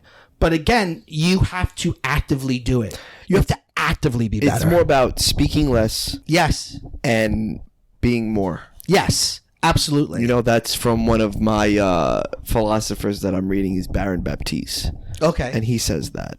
Where you have to be present and aware of everything that you do. And you have to seek your truth. Mm-hmm. And it's in that truth that you have to accept and be willing to come apart, to be brand new again. It's hard. The first phase of this and accepting that I've done wrong was a process that's taken me years and has been hard. Did you dig deep into it, though? Yes. Like, did you figure out what the cause and the root of it was? Was it because you did have a substance problem for a little while? I won't say that just because I don't want to put any blame on anything besides myself. Of course. But did it trigger certain confidences when you were I was worse during that time. Okay. I think before I got sober and before I started taking Prozac and really working on my mental health, I think I was self-centered in the sense it's like when you're in your own head and you're like, all you care about is your own suffering. Yeah. And I think I didn't care about other people as much as I said that I did. I think I didn't really listen to other people. You know, like I had a event that was very similar to Aziz Ansari's. One time it was a picnic, and it was me and my male friend. And there's a bunch of us, but at the end of the night, it was me and my male friend and these two females, and they were cousins. And my male friend was like, let's go back to my house, because we were having the picnic near his house. And so we went back to the house, and me and the girl were getting along great, but the girl's cousin and my friend, they were getting along really good. Like they were like, it was sort of like, okay, we're coupling off. So me and the girl start kissing, and it's nice. And then it's time to leave, or the girl that I was kissing is like, I want to leave. So it's like, okay, we're all gonna leave. So we walk downstairs. It's an apartment building, but then the girl's cousin says, I'm gonna go and blow this guy, talking about my friend, and I'll be right down. So now they're hooking up, and it's me and the girl sitting in the car with a weird expectation of like, we're hooking up, you should hook up. She was getting some pressure from her cousin. But anyway, we were kissing, and it was nice. And I kept trying to go further. And she was like, no, I just met you. I don't think so. And I'd be like, oh, okay. And then I'd kiss, and then I'd try again. I would, I put my hand on her thigh, or I put my hand on her crotch. And she'd say, no. And she didn't say no angrily. She didn't say, you know what I mean? That's what me at the time would have wanted or would have accepted if she was like, no. But at the time, she was just like, no, I'm not feeling it. And now I would go, you heard no, that means no. Either kiss and that's it, or talk. But at the time, I thought, oh, she's into me. I know she's into me. I bet I could push it. I bet I can get more out of this. And, I kissed her, and I kissed her neck, and then I kissed her collarbone, and then her stomach, and then I ended up giving her oral. And then after that, we were kissing more, and I took her hand and I put it on me. And then she ended up giving me oral. And, there was nothing scary or violent about it. But looking back now, I was being coercive. And, I liked her at that point. Or, I wanted to get to know her more. And the next day, I talked to her, I think, online or through text. And I was like, hey, we should hang out again. And she was like, yeah, you're a nice guy, whatever, but, I'm just not really feeling it. And at the time, I was like, not feeling it, but we hooked up and blah, blah, blah, blah, blah. I was like angry. Now I look back and I think about what she just said. She wasn't feeling it. That means she was intimate with you and she was maybe about it. That is horrible. You should feel ashamed that you weren't listening to her. And, going through all of this stuff in therapy and just in my mind constantly, and really just going back everything I've ever said to anybody, everything, really think about every woman I've ever had any encounter with. I've never been evil to women, but I've been shitty to some women. To some not, but to some I have.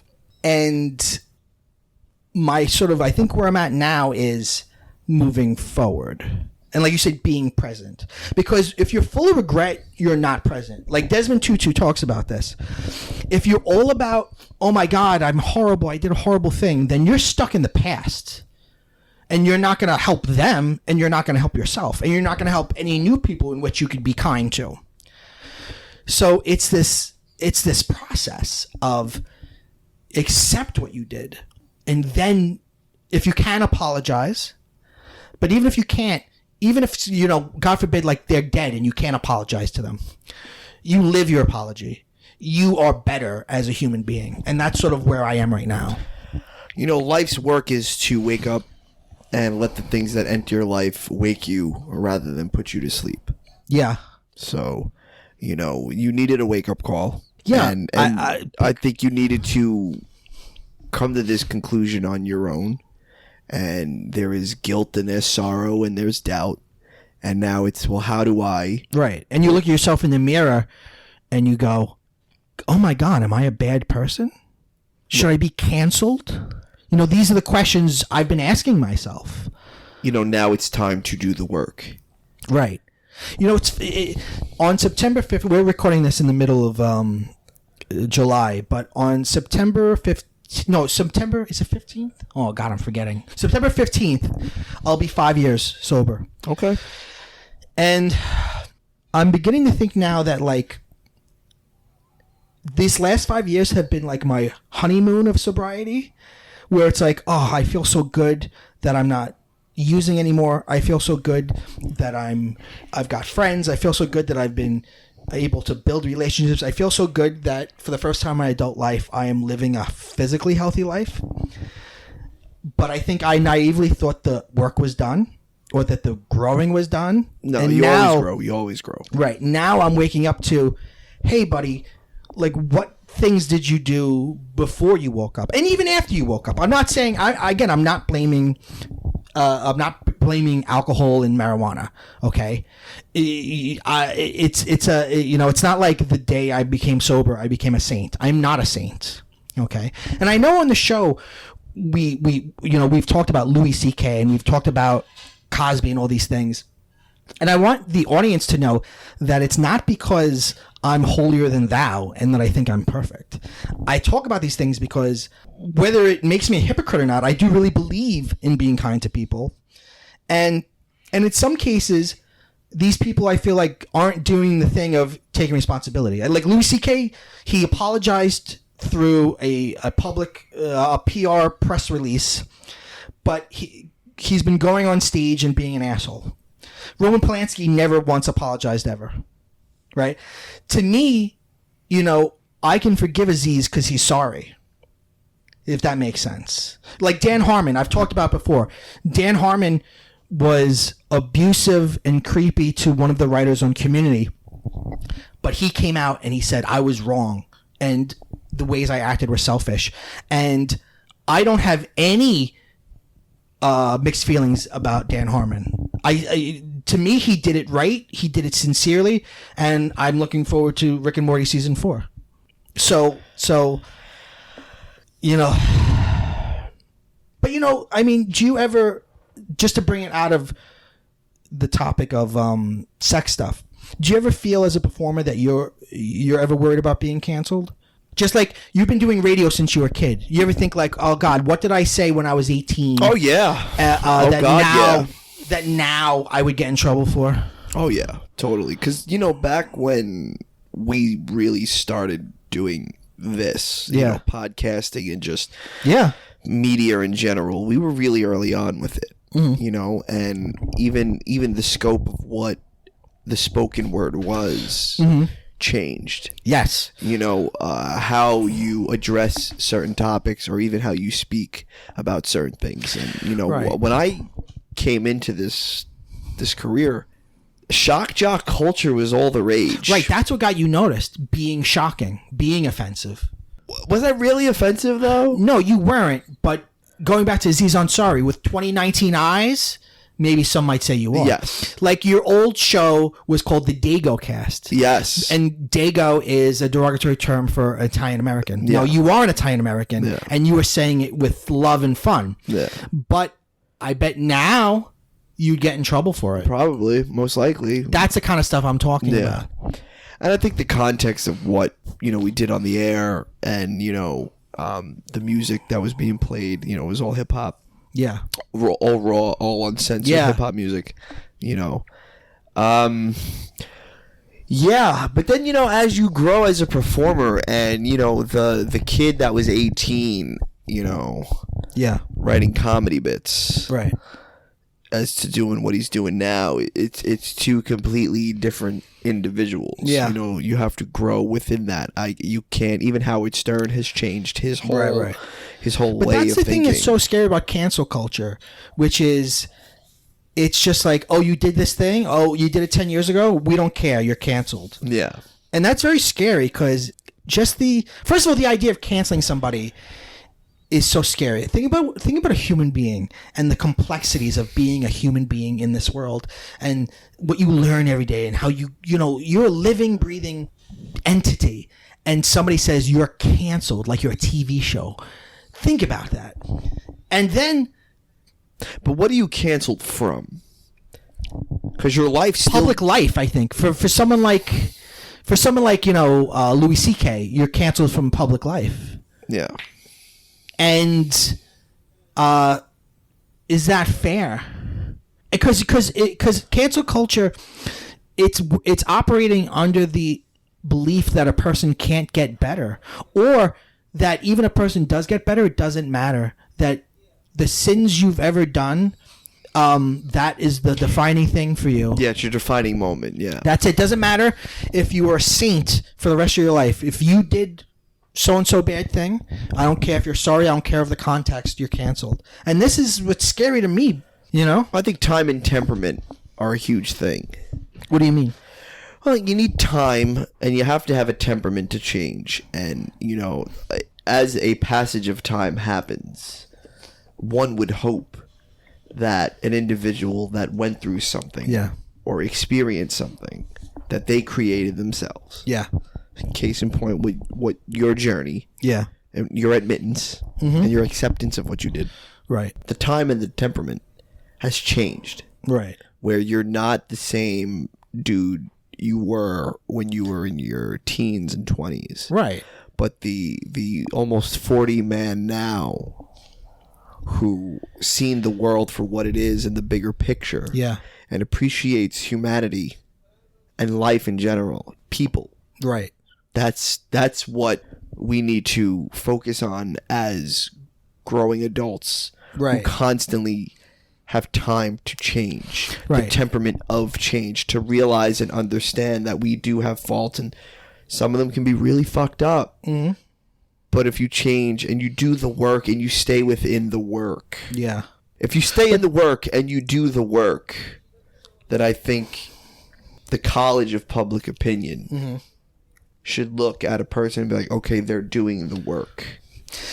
They legitimately regret I agree what with they you, did. but the sad thing is, it seems to not be like that right now. And maybe it's hit an extreme, and it'll wash back a little bit.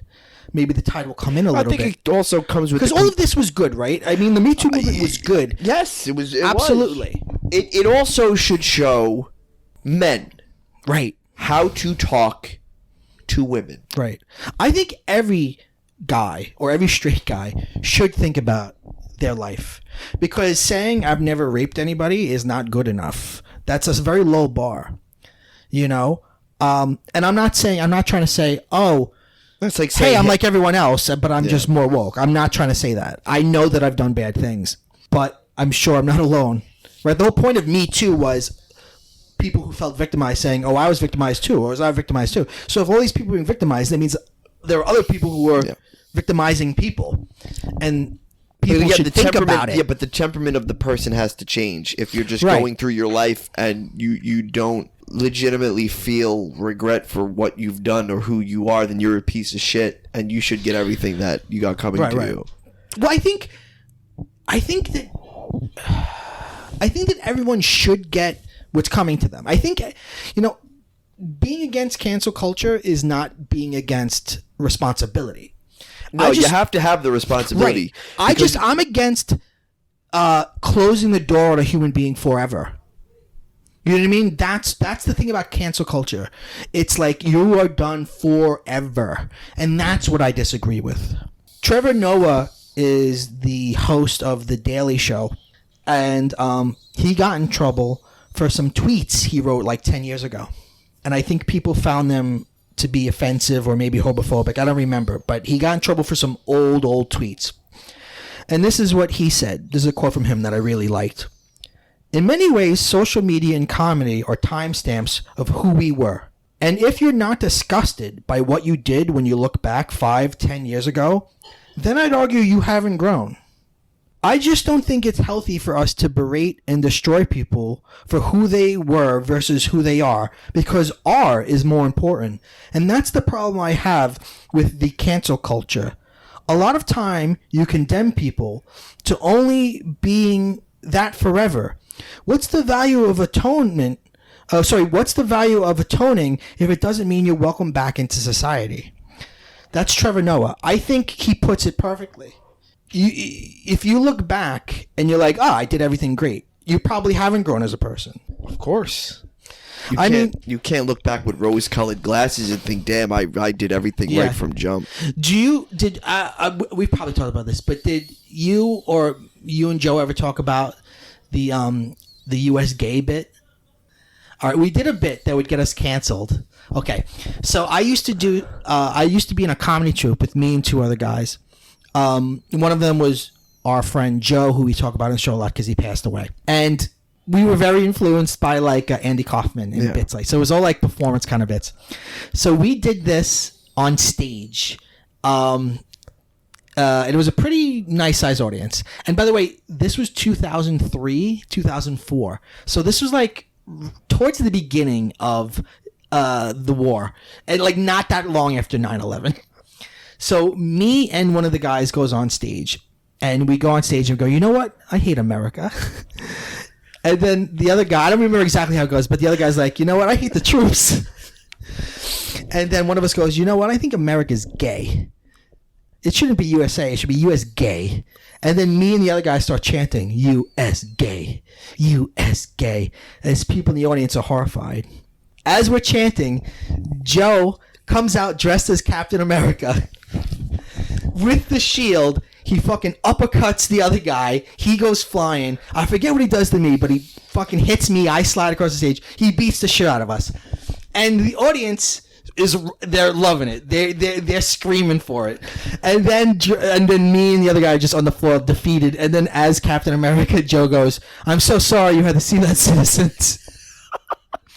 And by the way, this is not that long after 9/11. And this is before there's a Captain America movie. This is before Captain America is like that popular. And but he had a full Captain America costume. Oh yeah, he had the full costume. Himself. It's spot on. Yeah, he had the full costume.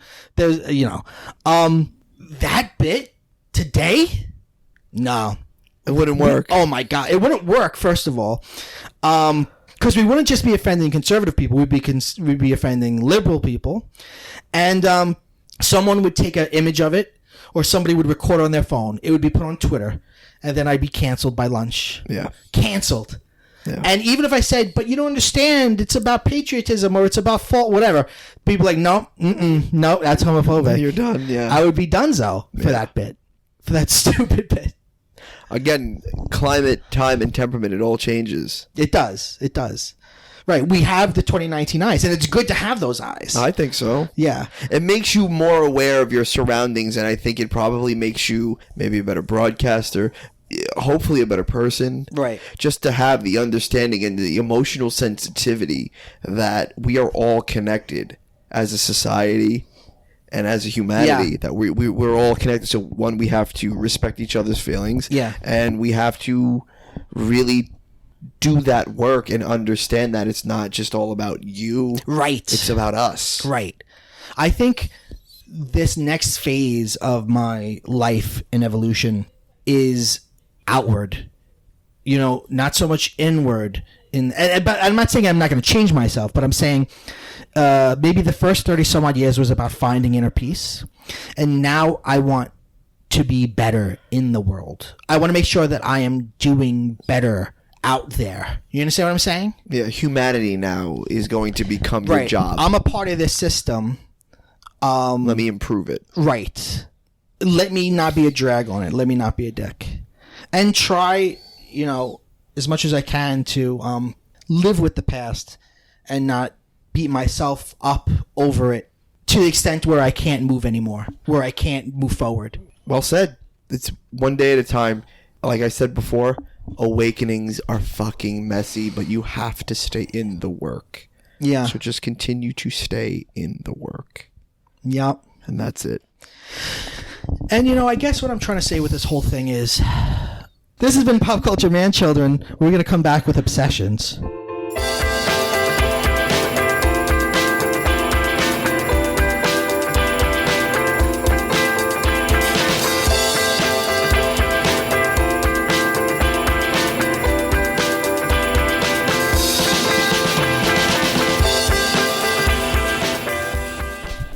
Welcome back to Pop Culture Man Children, PCMC. I'm Mike Bongiorno. I'm joined by Mr. Emilio Sparks. Hi-oh. Emilio, how are you? I'm lovely. How are you, Michael? Are you enjoying episode 90 so far? I think this is a great episode, 90. Shit got real. As it should. Shit got real as it should. Been. As it should. What other podcast is giving you this? Nobody. So this is Obsessions. You want to go first? You want me to go first? What do you want to do? I'll go first. It's been a while since Emilio's been on. All right. I am obsessed with a phenomenon in 90s culture. 90s culture. Okay. Yeah, not today. Okay. It is a little show that lasted for 11 seasons. 11? Yeah. Seasons. Birthed a ton of careers. Made superstars and icons out of some. Yeah. And may have one of the greatest television theme songs of all time. Holy shit. Ladies and gentlemen, Give it to me. I've been obsessed with Baywatch. Really? Yes. Really? Yeah. But it's bad. Isn't it? No. Isn't it, though? Yeah, bad but good at the same time. Okay. For it to last 11 seasons. And a first run syndication, it did something right. And there was also a spinoff called Baywatch Nights. Baywatch Nights was going on while Baywatch was going on. And wasn't there one season that was Baywatch supernatural? And then one season wasn't with Baywatch Nights because it wasn't doing well. So like, let's make it like X-Files. Well, Baywatch Nights did a little bit of everything. It was more like crime noir because Mitch Buchanan never was, but always wanted to be a detective. No, Mitch Buchanan. He's the lead lifeguard. He's the one The Rock plays, right? David Hasselhoff In the movie. yeah. David Hasselhoff. So this is when did it start? God, 11 seasons. That blows me away. Amazing, right? Well, originally, Baywatch was canceled after the first season. Okay. And it was on NBC. Oh, really? Yes. It was in 1989. I did not know that it was an NBC program. Yes, it was an NBC property. Bing, bing, bing. 89. Wow. 1989. Okay. Then what happens is David Hasselhoff really believed in the show. Yeah. Thought the show really had a solid leg to stand on. Because, of course, he did. Financed it himself. Okay. Was Kit involved? To a degree. Did Kit throw in any money? No, but Kit was there. I think Kit was telling him, Michael, you need to do this. So, he used his clout because he had clout. He certainly did. He had clout. And, yeah, because he had been Knight Rider. Yeah, and he became an executive producer from season 2 on. And he got into... And it's all about him. He sold it in first-run syndication. No, it's really actually not all about it. If you look at it, the first 2 seasons are not... Hasselhoff is in them, but it's not really Hasselhoff-esque. So, for 11 seasons, that means there's a lot of turnover of supporting cast, right? There's a lot of cast members. Well, the biggest star to come out of it was Pamela Anderson, right? Yeah, Pamela Anderson, definitely. How long was she on it for? C.J. Parker was... Oh, man. I think she was from season 3 on. Oh, wow. So she wasn't even in the beginning. No, she wasn't. Was she on Home Improvement at that time? Yes. Because remember she was on Home Improvement first as the Tool Girl. Yes. Pamela Anderson was from season 3 to season 7. I just finished season 2. Okay. Just finished. Wait, she really took America by storm, didn't she? Yeah, she did. Who else was there? Kelly Slater, a world champion surfer, was on. Yeah. David Carvette. I don't know if you know who that is. I do not. He played Matt Brody. He was on from seasons 3 to 5. Summer Quinn was Nicole Egbert. Yes, I remember her. She was also in Charles in Charge. Yeah, she was seasons 3 and 4. Yeah. There was a lot. My favorite so far is my favorite character is John D. Court. What's his name? His name is John D. Court. He was played by John Allen Nelson. Okay. He was just this adventurous lifeguard who appears and disappears. And, he has, this dodgy past, and he's friends with Mitch. But lifeguards, they just hang out on a beach, right? Not Baywatch. Not in L.A. County, pal. They're international. They solve crimes. They stop suicides. Well, I love the Baywatch movie that came out a few years ago with The Rock and, what's his name? Handsome face. Zac Efron. And I love every time something was going on and The Rock was like, we should investigate it. Zac Efron would be like, why don't we call the cops? Yeah. You know who was in Baywatch? Oh. A little guy named Jason Momoa from Baywatch Hawaii from 99 to 2001. Now this all makes sense. Then Baywatch So he was Nights, towards the end. He was towards the end. The very, very end. Very, very end. He was in seasons 1 and 2. So what of Baywatch Nights?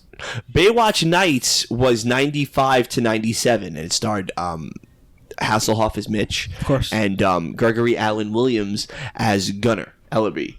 And Gunnar is always Gunnar's throughout the season as Baywatch as well. He's the beach cop, Sure. And he's the one when shit gets really down and dirty, they call Gunnar. But it was an hour drama? Yeah. And it's a drama? Like, what happens on an average episode? Which I didn't remember, and this is really odd. They do music montages. Okay. Like, let's say there'll be something like, I don't know, Mitch and Hobie, Mitch's son, played by Jeremy Jackson. Sure. In season 2, and Brendan Call in season 1. I don't know if you know who Brendan Call is, but he would later go on to play the oldest son in Step by Step. So, they would do montages of them, like, let's say, having a day on the beach or whatever. Well, isn't it? I mean, people would parody like slow motion running. Was there a lot of that in the montages? Yes, and that's why that became a thing. Like the slow running montage in the beginning of the title sequence. I'll be there. I'll be ready. You know who sings that? Who? The lead singer of Survivor. So he's had 2 inspirational hits. Eye of the Tiger. Yeah. And I'll Be Ready from Baywatch. I would have. Was it written by? It was written by him too. Oh, I would have not been surprised if you said it was written and performed by David Hasselhoff. No, well, they shoehorned in some David Hasselhoff songs. Because he's big in Germany, right? He's massive in Germany, massive. So yeah, Baywatch Nights dealt with more. How's his shape? Is he in good shape during the show, or is he kind of like? No, his shape is all right, man. It's not like what you would think of now with like Handsome Face or The Rock. Yeah.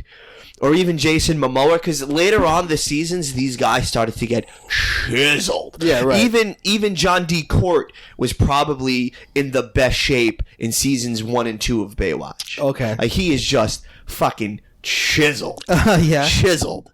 But no, Hasselhoff has like that regular man physique. Like, you know what I mean? Like, okay. He works out and lifts weights, but he was not as chiseled as David Chokachi, who was in Baywatch as well. Like, these guys are just fucking shredded, dude. Shredded. Like they got like 28 packs. Was Mitch hooking up with people? Or was he the father figure? No, he wouldn't hook up with the lifeguards. Yeah, but he would have romantic interest. But he was the father figure. Yes. He always has this moral sense that I have to do better. Like there was for instance, he and this kid Eddie were lifeguards for a private soiree on the beach. Of course. And it was about a whole bunch of Hollywood, like, you know, producers and stars. You know that type. And some shenanigans happen, and there is this big heat. They have to rescue some people in the water. The woman, who reminds me of Raquel Welch, but it wasn't Raquel Welch, wants to make him a star. Yes. So they cast him in this movie as the lead. Okay. This is how he's discovered. He doesn't want to do it.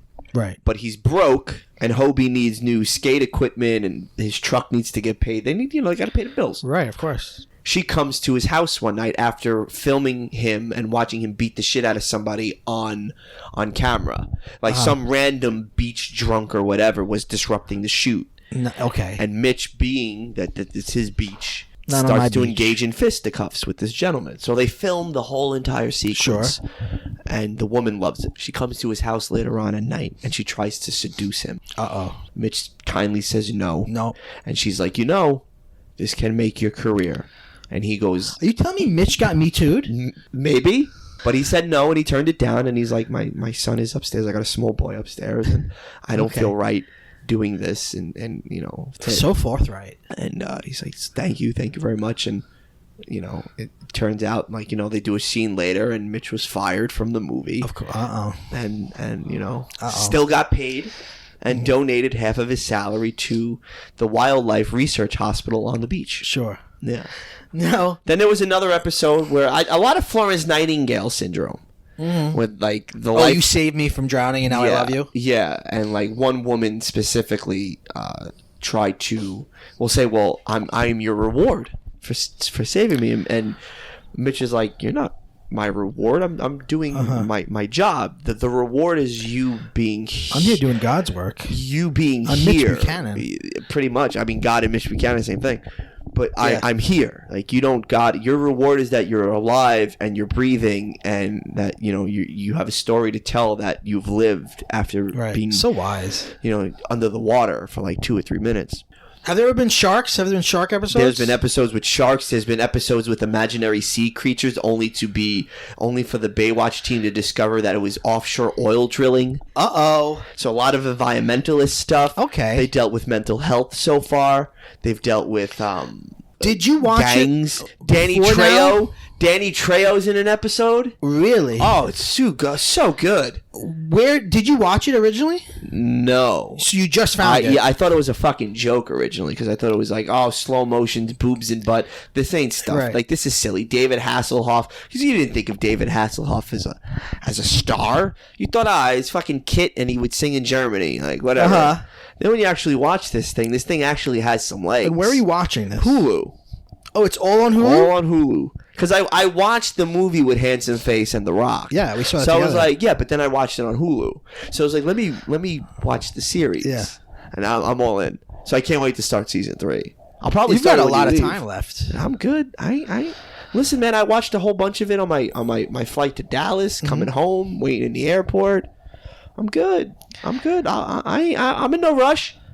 I do like Mitch Buchanan though. Is there any season, like I'm sure you've been getting into like the fandom, is there any season that fans consider like this is when it gets real bad? Like maybe when somebody leaves or I think something? after anything after 7, it starts to just like once like that core group that everybody was used to. Yeah. Alexandra Paul, Mitch Buchanan, CJ Parker, those names started to leave. It started to So it was on through the entirety of the 90s. the entirety of the 90s, yeah. And Hasselhoff was all the way in it. They even have 2 movies. They were TV movies though, right? Yeah, one of the episodes I'm like kind of like really like Mitch helps the cops arrest this guy. Yeah. And then the guy wants to come back and seek revenge. Sure. So now he starts to seek his revenge, but Mitch and the guy start fighting. Mitch beats the guy. The guy gets rearrested. Like really? Mm-hmm. Like, and then it turns out that later on, like, this is what a whole movie is based on. Oh, okay. That's his Khan, like in Wrath of Khan. Yeah. Like Marcus that guy. Welby was in it. Okay. The Brolin. Yeah. The dad, not the dad son. Brolin, yeah. Well, I'm excited for you. Well, it's also beach culture, which I have no idea about. Is that why you're wearing the crop top right now? Maybe a little Mitch Buchanan inspired. But I'm looking at your stomach. It looks pale as a ghost. Well, I don't like the sun because I think the sun has cancer, but So then you're no Mitch Buchanan. I'm never going to be golden tanned and running in the beach in slow motion and wet 24/7. Never going to be wet. All right. So I don't even like to swim. So then what do you know about beach culture? That's what I'm saying. I don't know anything about beach culture. So watching this, You're living through this. I'm living through this. So if I do want to go to the Los Angeles beach one day, Yes. I can be like, all right, I get it. I've seen the documentary On Baywatch, like I understand what it's for. Cool. Maybe I'll do a fucking slow-mo run in red swim trunks. Yeah. Okay.